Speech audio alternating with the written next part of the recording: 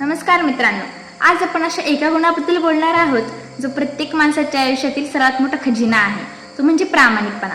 प्रामाणिकपणा म्हणजे केवळ सत्य बोलणं नाही, तर आपल्या मनाशी, आपल्या कृतींशी आणि आपल्या स्वप्नांशी प्रामाणिक राहणं. या जगात अनेक हुशार, श्रीमंत माणसं आहेत, पण आदर आणि विश्वास हा फक्त प्रामाणिक माणसालाच मिळतो.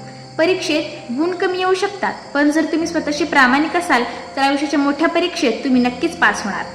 कारण प्रत्येक संघर्ष, प्रत्येक अपयश आपल्याला काही ना काहीतरी शिकवून जातं आणि या शिकवणीचं मूळ असतं प्रामाणिकपणातच.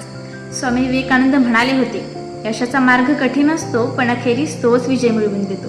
यशाचा मार्ग कठीण असतो पण अखेरीस तोच विजय मिळवून देतो. म्हणूनच मित्रांनो, दुसऱ्यांना आनंदी ठेवण्यापेक्षा तुमचं मन, तुमची आत्मा आनंदी ठेवा. कारण प्रामाणिकपणा आत्म्याचा आरसा आहे. जो स्वतःशी खोटं बोलत नाही त्याला या काळालाही हरवता येतं. चला तर मग मित्रांनो, आजपासून ठरवूया, फसवणूक नाही, शॉर्टकट नाही. फसवणूक नाही, शॉर्टकट नाही.